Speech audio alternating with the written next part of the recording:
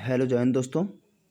मैं रणवीर सिंह स्वागत करता हूँ एक बार फिर से आप सभी का आपके परिवार डेवलपर्स कंप्यूटर क्लासेस में। तो दोस्तों हम लोग बात करेंगे, ये साइंस का वीडियो चल रहा था है ना, तो उसके तहत इसका जो है चौथा पार्ट हो जाएगा, क्योंकि हम लोग 25 क्वेश्चंस के सीरीज़ को लेकर चल रहे हैं। तो आज 76 से लेके 100 तक चलेंगे। और ऐसे ही आपको चूँकि वीडियो जो है एक ठीक ठाक टाइम कंज्यूम करती है, अप्रोक्सीमेटली हाफ एन आवर का, लगभग आधा घंटा प्लस ही होता है। ठीक है, तो वीडियो को एंड तक देखिएगा है ना, पेशेंस के साथ। और वीडियो अच्छी है ही है, सभी एग्ज़ाम के लिए महत्वपूर्ण है। रेलवे में जो ग्रुप डी का एग्ज़ाम होना है उसमें पूरा का पूरा 1/4 इसका हिस्सा है, समझ रहे हैं। 25 क्वेश्चंस जो है साइंस से ही पूछे जाएंगे, जिसमें कुछ न्यूमेरिकल सवाल होते हैं, और बाकी सभी एग्ज़ाम के लिए महत्वपूर्ण रहेगा है ना। डिफेंस के लिए काफ़ी महत्वपूर्ण होता ही है। ये क्वेश्चन हम लोगों ने पहले देखा था पिछले सेट में, तो अगर आप वीडियो नहीं देखें तो जाके प्लेलिस्ट चेक करके देख लीजिए। ठीक है, इसमें क्या है, न्यूटन सेकंड का मात्रक पूछा था, तो ये संवेग का ही होता है। और आगे हम लोग कंटिन्यू करते हैं। यहाँ से क्वेश्चन है, सीधी सड़क पर चलती हुई किसी कार, देखिए न्यूमेरिकल से यहाँ से कोई दिक्कत नहीं है। सीधी सड़क पर चलती हुई कार कार की चाल 10 सेकंड में 20 किलोमीटर प्रति घंटा से 50 किलोमीटर प्रति घंटा हो जाती है। उस कार का त्वरण, देखिए त्वरण पूछ रहा है ना, तो त्वरण कैसे निकालेंगे, देखिए सुन लीजिए, आपको याद हो जाएगा। त्वरण निकालना हो तो यहाँ ए बराबर हो जाएगा, जो चाल का अंतर है ना, चाल का अंतर, देखिए ज़्यादा से कम हो कम से ज़्यादा हो कोई फ़र्क नहीं पड़ता है। कम से ज़्यादा हो रहा है यानी कि तब भी चाल का अंतर ही निकालेंगे, कम ज़्यादा से कम हो रहा है तो भी, तो हम देखेंगे त्वरण कितना हो रहा है, कम या ज़्यादा। फिलहाल यहाँ ज़्यादा हो रहा है, क्योंकि 20 से 50 का अंतर कितना आ रहा है, 30/10 सेकेंड। ध्यान से देखिए, यहाँ पे लिखा है किलोमीटर प्रति घंटा, ये देखिए किलोमीटर प्रति घंटा में है और ये सेकेंड में है। और हम जानते हैं कि यूनिट हमें सेम रखना होता है, तो यूनिट सेम रखने के लिए इसको हम क्या करेंगे, किलोमीटर प्रति घंटे को कन्वर्ट करेंगे तो ये हो गया मीटर में, और बटे घंटा यहाँ कर लेंगे सेकेंड में, समझ रहे हैं। तो ऐसे इसको आप और डिवाइड कर लेंगे, 6×5 = 30, और 6 से 5 में भाग करेंगे तो कितना हो जाएगा, और 6×8 = 48, और फिर बचा 2, तो 7×8 7×18 चलता जाएगा है ना, दशमलव लगने के बाद, तो 0.83 मीटर प्रति सेकेंड स्क्वायर। क्लियर, तो इसका जो करेक्ट आंसर आपका चौथा वाला हो गया है। और आपको पता चल गया कि सेकंड स्क्वायर क्यों होता है, क्योंकि एक नीचे भी सेकंड था और वापस फिर घंटा वाला सेकंड आता है, ये सेकंड और इधर का सेकंड, तो इसलिए क्या होता है, सेकंड स्क्वायर हो जाता है। ठीक है, मीटर प्रति सेकंड स्क्वायर है, घंटे में अगर होता तो घंटे में कन्वर्ट कर लेते, लेकिन नहीं था। ठीक है, आमतौर पर मीटर प्रति सेकंड यानी कि हम कहते हैं एसआई पद्धति में ही होती है। ठीक है, तो आगे देखते हैं। 236 किलोग्राम का एक गुब्बारा पृथ्वी के धरातल के पास विरामावस्था में है। ओके, हवा के प्रतिरोध को नकारते हुए यदि रेत का भरा हुआ 40 किलोग्राम का एक थैला छोड़ा जाए, 40 किलोग्राम का थैला छोड़ा जाए, तो गुब्बारा ऊपर उठना, पहले इसको थोड़ा सा सॉल्व करते हैं हम लोग। और ये भी देखिए, ये भी सवाल ही है, समझ रहे हैं, तो थोड़ा सा इसको समझिए। 236 किलोग्राम का है, वो विरामावस्था में है। इसका भी त्वरण ही पूछ रहा है, तो देखिए 236 का तो विरामावस्था में है, और 40 किलोग्राम का जो थैला है ना, वो भी बताया गया है कि वो हवा को नकारना है, निर्वात भी, उसको भी बोल दिया। तो 40 घटा लेंगे, और इसमें कितना त्वरण उत्पन्न हो रहा है, ये बराबर होगा, और उस 40 किलोग्राम में उत्पन्न त्वरण यानी कि जो हमारी ग्रेविटी है उसके बराबर क्या। बात समझ में आ रही है। ये जो है 236 किलोग्राम का कोई वस्तु था, उसमें हम 40 किलोग्राम घटा लेंगे, क्योंकि ये इसमें लेस हो रहा है, इसमें विरामावस्था में छोड़ा गया है, घटाएंगे उसमें त्वरण उत्पन्न होगा। त्वरण किसके बराबर होगा? 40 किलोग्राम वाले भार के। यानी कि ये तो बताया कि नकारात्मक है, हवा नहीं है तो नहीं लगेगा, लेकिन इसको हम अप्रॉक्स लेंगे जब इसके सापेक्ष में, तो जी का इस्तेमाल, जी का मान यानी कि पृथ्वी के गुरुत्वीय त्वरण का मान रखेंगे, फिर उसको हम लोग सॉल्व करेंगे।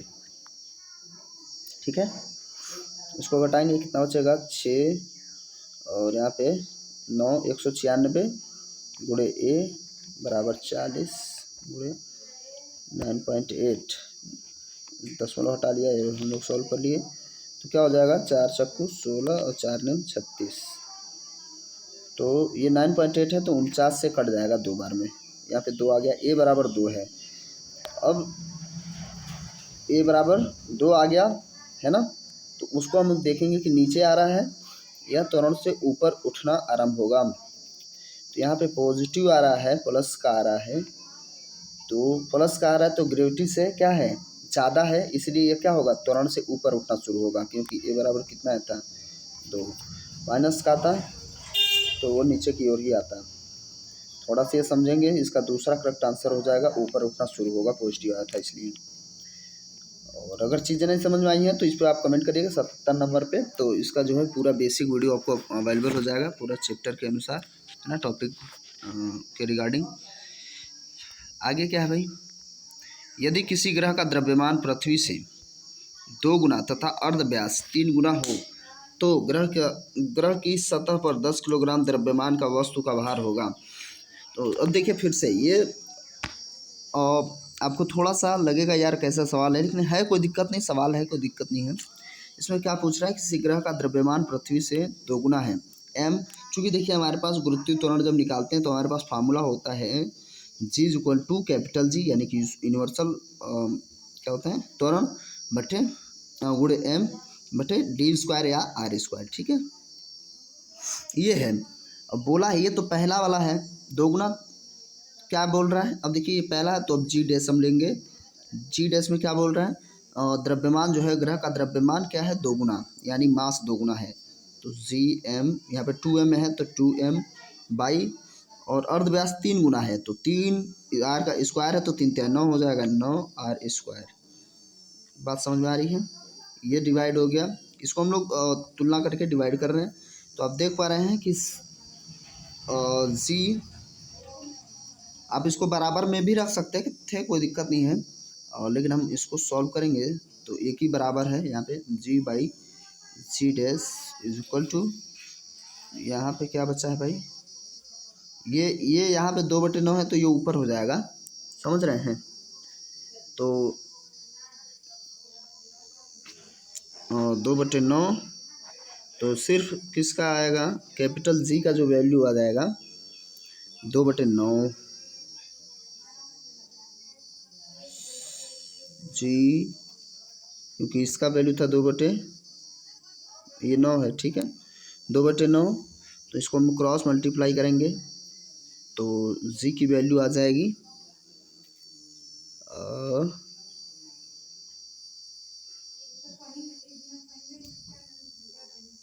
3 गुना हो गया है 2/9। क्या पूछा क्या यार, इसमें समझ नहीं आ रहा। तो 10 किलोग्राम का द्रव्यमान की वस्तु का भार होगा। अच्छा ठीक है, इसको वैल्यू याद रखिए, 10 किलोग्राम का है तो यहाँ 10 से गुणा करा लीजिए, फिर आ जाएगा, क्या दिक्कत है? 10 किलोग्राम का पूछा है नए वाले भार में, तो 9 से भाग कराएंगे तो और 10/20/9, तो यानी कि इसका करेक्ट आंसर जो है 2.222 बार बार आता रहेगा, है ना। तो ये याद रखेंगे, क्योंकि वो 10 किलोग्राम भार जो है रखा जाएगा, तो 2 गुणे 10/9 है ना। इसको भाग करेंगे तो 9 दूनी 18, 9 दूनी 18 और 9 दूनी 18 चलता जाएगा। ओके, चलिए आगे देखते हैं। थोड़ा सा इसको धैर्य बना के देखेंगे तो समझ में आएगा, है ना। न्यूमेरिकल्स ही चल रहे हैं, कोई दिक्कत नहीं है, और कुछ चीज़ें ज़रूर समझ में आएंगी जो काफ़ी एग्ज़ाम के पॉइंट ऑफ व्यू से महत्वपूर्ण रहेगा, है। गुरुत्वीय त्वरण का मान क्या है? ब्रह्मांड के सभी स्थानों पर बराबर होता? नहीं, ये गलत है। पृथ्वी पर सभी स्थानों पर बराबर होगा? नहीं होगा। पृथ्वी पर स्थान के अक्षांश पर निर्भर करता है, यहाँ सही है, अक्षांश पर निर्भर करता है। आगे देख लेते हैं, चंद्रमा पर अधिक है क्यों? नहीं, चंद्रमा पे तो कम है ना, चंद्रमा पे तो कम है, 1/6 ही है। ठीक है, तो करेक्ट आंसर तीसरा हो गया है। ये सवाल नहीं था। इंडिया 2006 में ये पूछा था, यदि पृथ्वी के चक्करों की गति बढ़ जाए, चक्करों की गति बढ़ जाए तो इसके धरातल पर पड़ी वस्तु का क्या होगा? धरातल पर पड़ी वस्तु का भार घट जाएगा।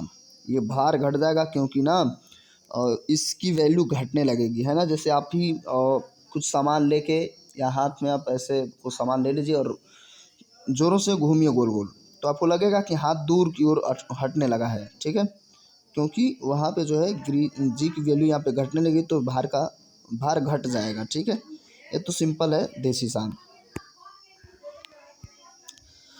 अब आगे देखिए,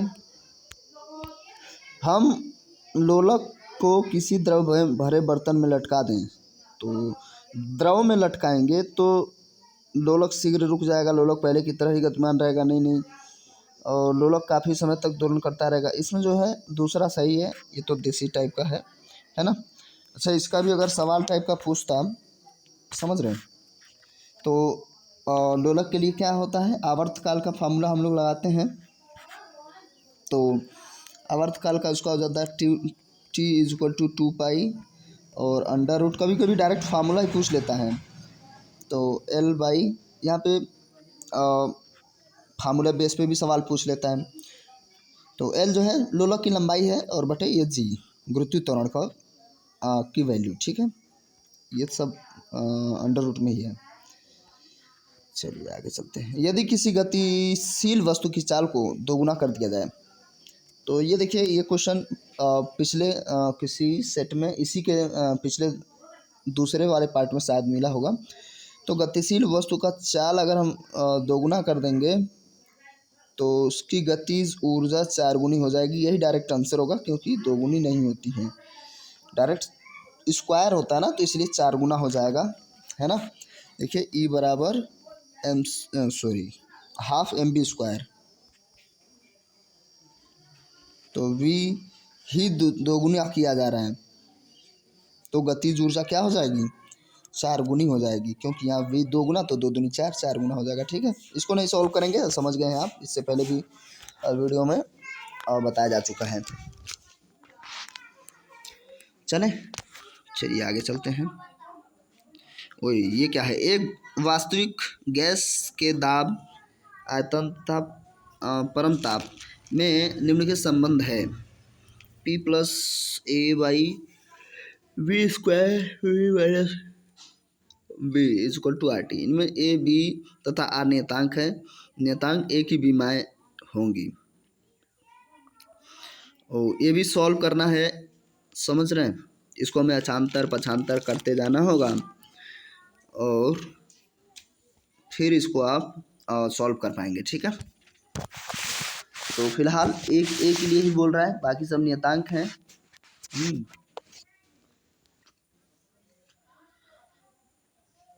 तो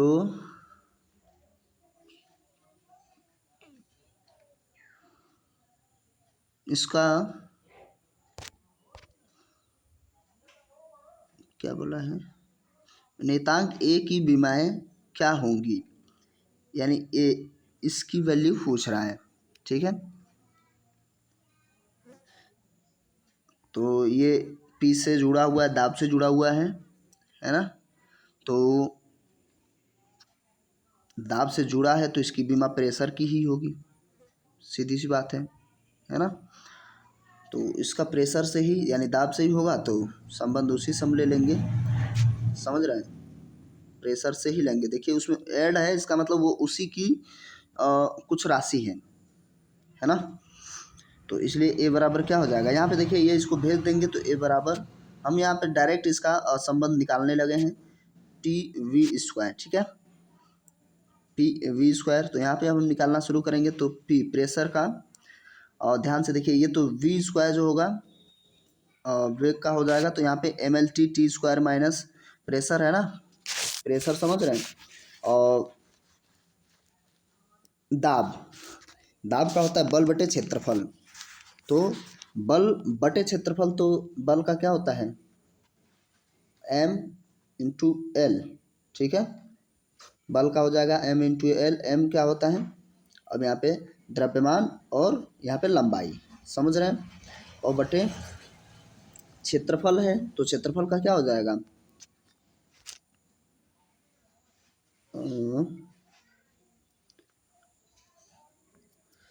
ml और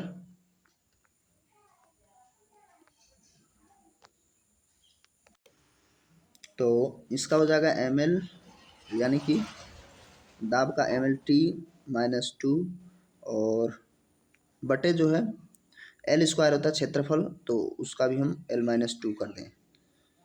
और गुणे में है v, वैल्यूम है, आयतन है, तो यहाँ पे इंटू रखेंगे। और एरिया का होता है एल क्यू, एल क्यू का स्क्वायर तो एल की घात 6 डायरेक्ट कर लें, एल की घात 6।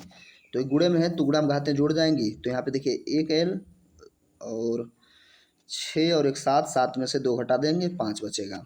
तो यहाँ पे क्या आएगा ml5 और t-2, ठीक है। तो ऐसा कुछ है, तो वही आंसर हम करेंगे ml5 t-2, तो इसका चौथा वाला करेक्ट आंसर हो जाएगा, ठीक है। और क्या किया गया ध्यान से समझिए, इसको हम लोग इसका संबंध जो है प्रेशर, चूँकि उसी में जुड़ा है, दाब में जुड़ा है, तो इसीलिए a/v² बराबर p, इसका संबंध किससे है, दाब से ही है, तो इसलिए इसको हम लोग। और दाब का क्या होता है, बीमी मात्रक, या हम डायरेक्ट कहें फार्मूला के हिसाब से तब भी mlt-2/L² या L-2, ठीक है। चलिए आगे बढ़ें, आज सब ऐसा ही कुछ है अटपटा सा।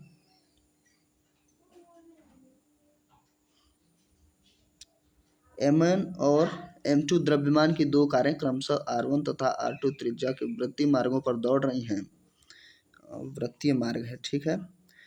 उनकी चालें इस प्रकार की हैं कि वे एक समय अंतराल में अपने पथ का एक चक्कर पूरा कर लेते हैं। कारों के कोणीय वेगों में अनुपात पूछ रहा है, कोणीय वेगों का अनुपात।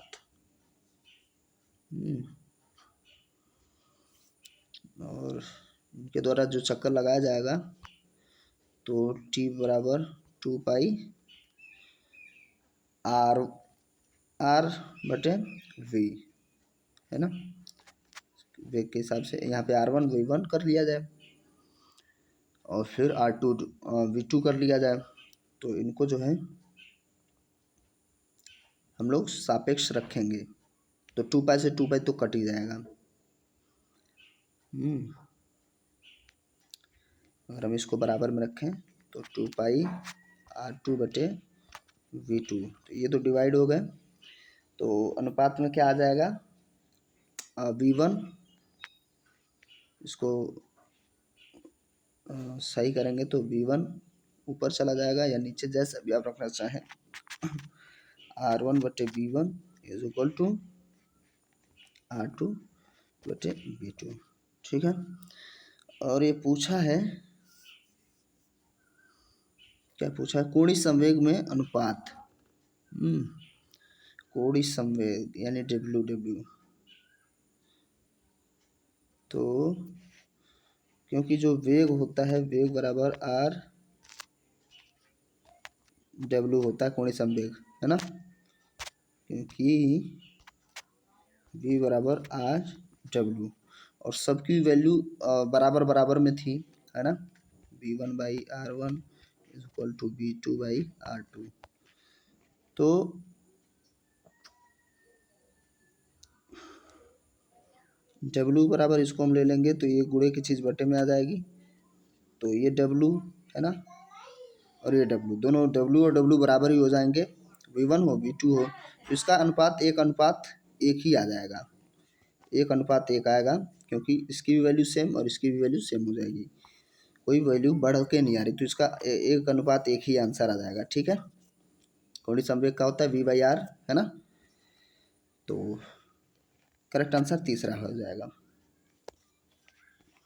और ये समझिए इसका जो है सबसे कठिन दौर से ये गुजर रहा है टॉपिक, तो थोड़ा लगेगा यार क्या है ना। निम्नलिखित में से किस भौतिक राशियों को जोड़ के बीमाएँ समान नहीं होती, बीमाएँ समान नहीं होती, किस भौतिक राशियों को जोड़ करके? संवेग और आवेग। अब देखिए इसका सबका करना पड़ेगा तब तो समझ पाएंगे। तो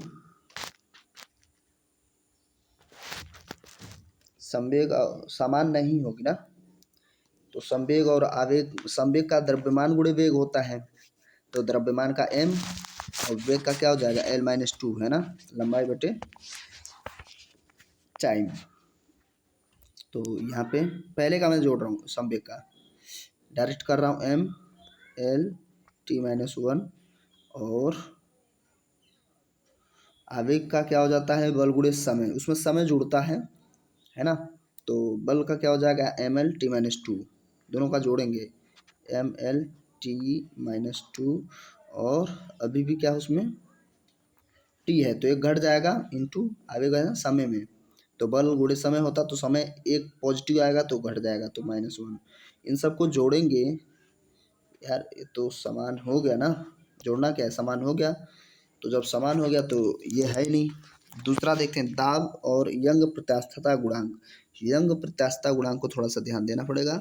दाब का क्या हो जाएगा mL(t-2) है ना, बटे क्षेत्रफल, तो हो जाएगा mL। देखिए दाब का क्या होता है, दाब का mL(t-2/L²), तो वो भी ऊपर आ जाता है तो L-2, यानी फाइनली सॉल्व करेंगे तो mL-1 t-2, ये हो गया बल का। अब यंग प्रत्यास्थता गुणांक का देखें तो प्रतिबल बटे विकृति होता है उसमें, विकृति यानी बल बटे क्षेत्रफल भी कह सकते हैं उसको हम लोग। तो बल का फिर से वापस क्या हो जाएगा mL(t-2), ये बल का था। पहले में आंसर जो आया था दाब में mL-1 t-2, ठीक है वो ध्यान रखिएगा। और क्या निकाल रहे हैं हम प्रतिबल निकाल रहे हैं बटे L/2, क्षेत्रफल का है तो L/2 माइनस का, तो सेम आ गया, ये भी सॉल्व करेंगे तो mL-1 t-2, तो इसलिए ये भी क्या हो जाएगा दूसरा वाला भी समान हो गया। ऊर्जा और कोणीय संवेग हमें असमान ढूंढना है और किसमें है PCS में आया है।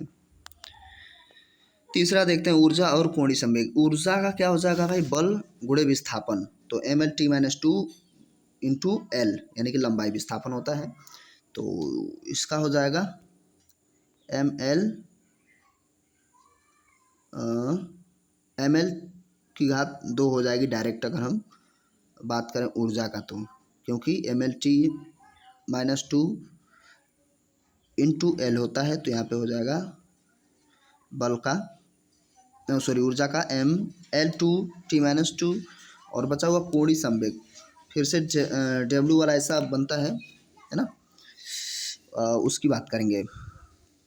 तो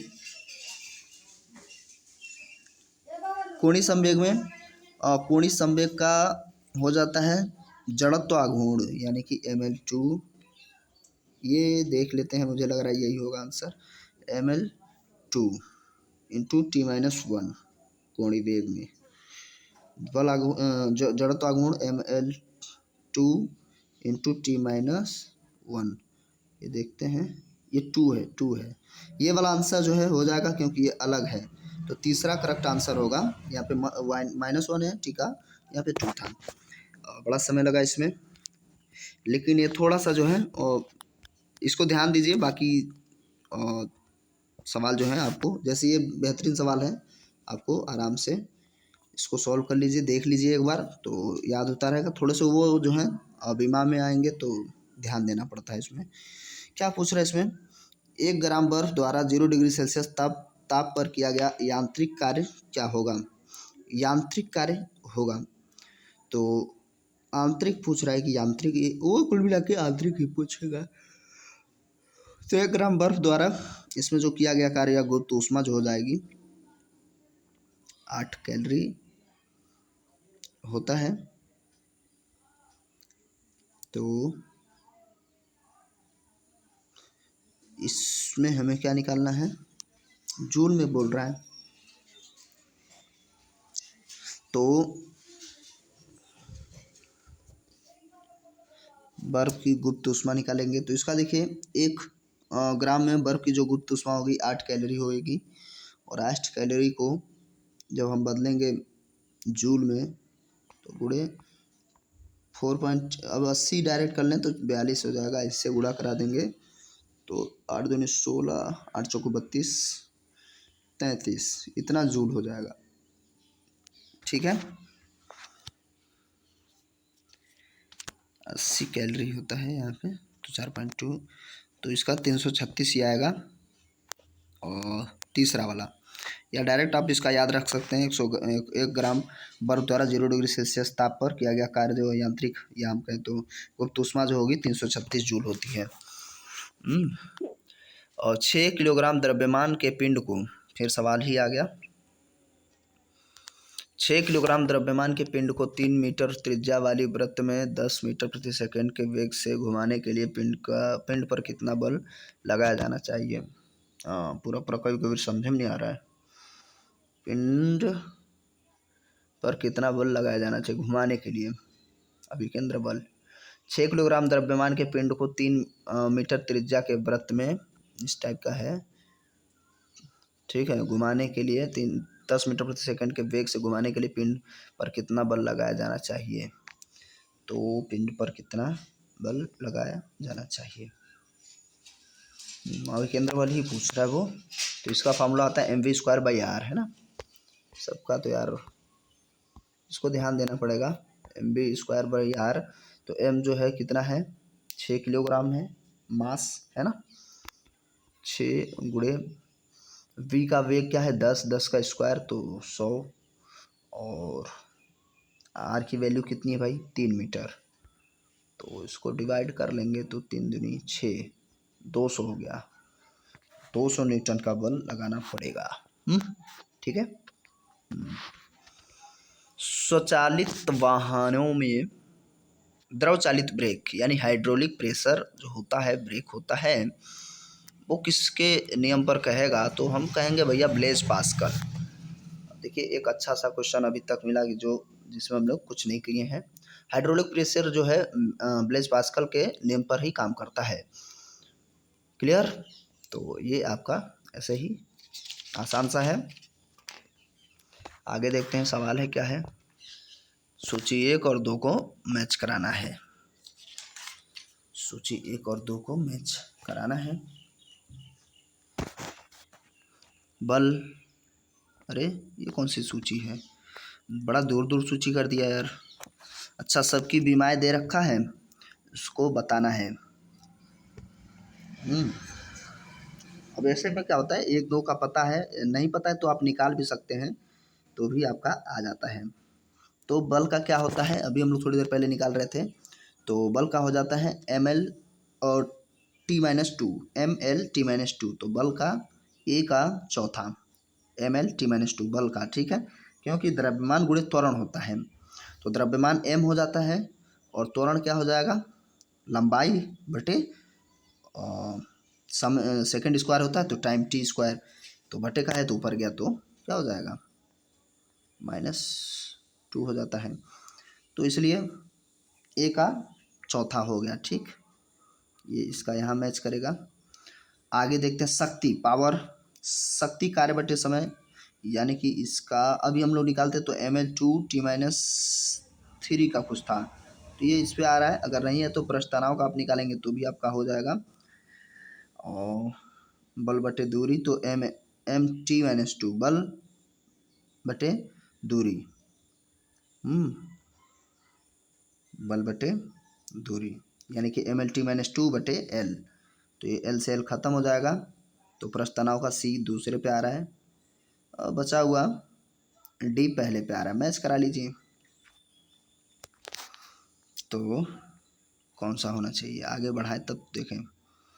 पहले का चौथे पे जा रहा था, पहले का चौथे पे दोनों जगह पे है, डी का पहले पे जा रहा है तो यहाँ पे है, तो यहाँ पे है नहीं, तो बस अब इसी से काम हो जाता है। यही हो गया करेक्ट आंसर। बाकी भी मैच कर लिए थे हम लोग, क्योंकि सी वाला जो है यही था, है ना, और बी तीसरे पे था, तो करेक्ट आंसर ये हो जाएगा। आगे देखते हैं हम लोग।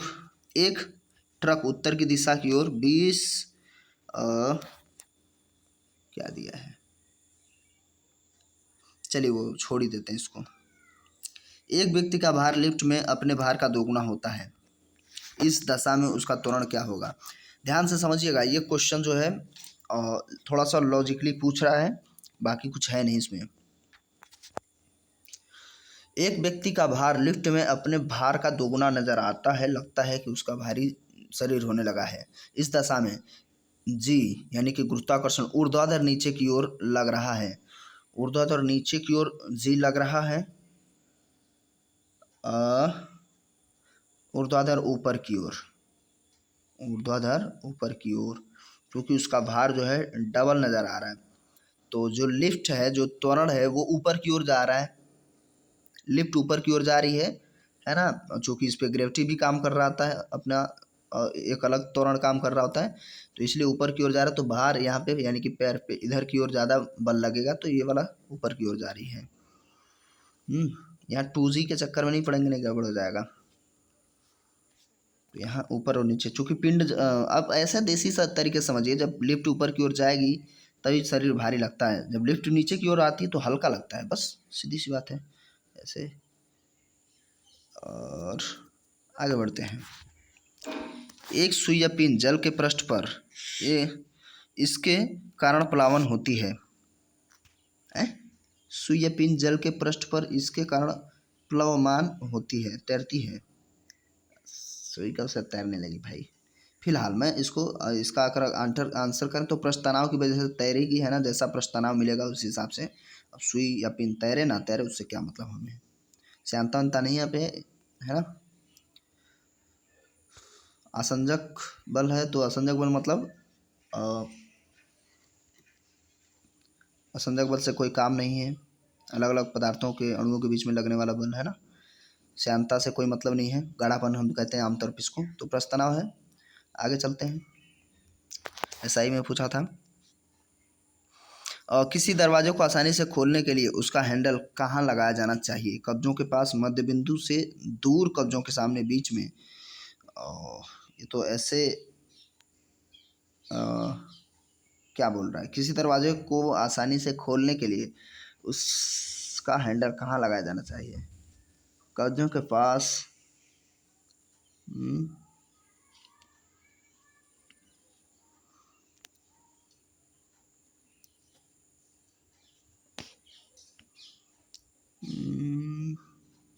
मध्य और कब्जों के बीच के सामने से दूर, बीच में, कब्जों के पास। देखिए इसमें से जो है और इसका भी कुछ फार्मूला होता है ना, यानी जब हम उसमें बल आघूर्ण निकालते हैं तो बल गुणे दूरी, तो इससे कोई भी स्पष्ट समझ में आ नहीं रहा है, तो इसका करेक्ट आंसर यही होगा, ठीक है। बल आघूर्ण निकालेंगे, बल गुणे दूरी, तब इसका आता है, तभी हमें समझ में आएगा। देखिए बल आघूर्ण का बड़ा रूल है, जैसे पेंचकस है, पेंचकस से आप किसी भी पेंच को कसते हैं तो उसमें भी बल आघूर्ण ही काम करता है ना। इतना लंबी डंडी होती है, आप यहाँ से पकड़े होकर कस रहे होते हैं, तो उस पर भी यही काम करता है, बल गुणे दूरी अर्थात बल आघूर्ण। तो उसमें कुछ दिया नहीं था डेटा, तो हम लोग आगे चलते हैं। कोई कण एक समान वृत्तीय गति में एक समान चाल v से रेडियस r के वृत्त के समान घूम रही है, उस कण का त्वरण है। तो त्वरण का इसका फार्मूला,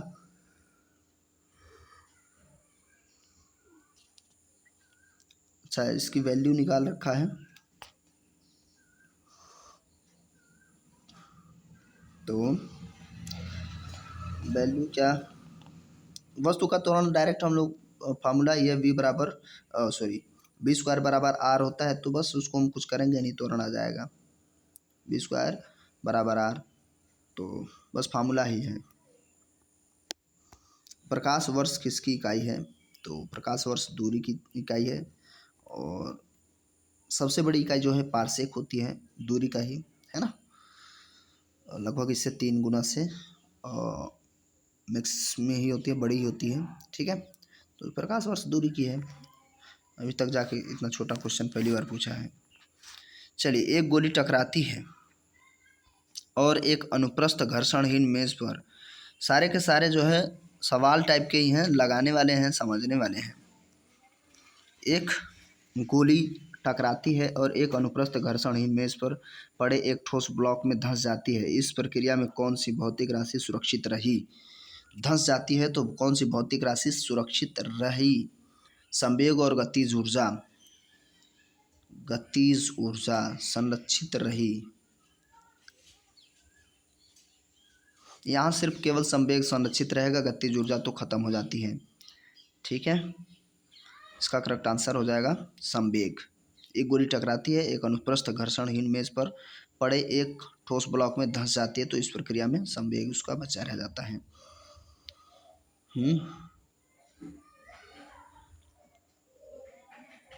अब इसको थोड़ा सा याद ही कर लीजिए। सितारों की दूरी किससे मापी जाती है? तो सितारों की दूरी किससे मापेंगे भाई? तो इसका जो करेक्ट आंसर हो जाएगा, प्रकाश वर्ष में दूरियों को मापते हैं हम लोग, खगोलीय दूरी को। बस, एक मीनार के शीर्ष पर खड़े एक व्यक्ति के पास क्या है? दो गोलक हैं, ए और बी। वह एक ए गोलक को नीचे की ओर गिराता है और बी उसी समय गोलक को क्षैतिज रूप से समस्तर पर फेंक देता है। कौन सा सही होगा? ये मीनार पर खड़ा हुआ है व्यक्ति, तो दोनों ही गोलक एक साथ पृथ्वी पर पहुंचेंगे। ये देखिए, बार बार वही क्वेश्चन एक पहले भी मिला था, इसका यही लगाएंगे क्योंकि वो बार बार चाहता है कि आप बारी बारी कहें, और इसमें कुछ कहा नहीं है कि निर्वात है कि नहीं है, लेकिन फिर भी दोनों का आंसर होगा पृथ्वी, चूँकि दोनों पे क्या है, जी इक्वल रूप से काम कर रहा है। तो इसलिए दोनों जो है, एक ऐसे ही गिराने के लिए कह रहा है, एक ऐसे फेंकने के लिए कह रहा है, तो दोनों ही गोलक एक साथ पृथ्वी पर पहुंचेंगे। ये क्वेश्चन पहले भी मिल चुका है। अब ये दो क्वेश्चन आपके लास्ट हैं, इसके बाद हम लोग नेक्स्ट वीडियो में मिलेंगे। फिलहाल इसको देख लेते हैं पहले। एक माइक्रोन किसके बराबर होता है? देखिए, माइक्रोन आमतौर पे 6 है ना, म्यू होता है, माइक्रोन होता है, नैनो, और इसमें देखिए पेंटा वगैरह भी दे रखा है।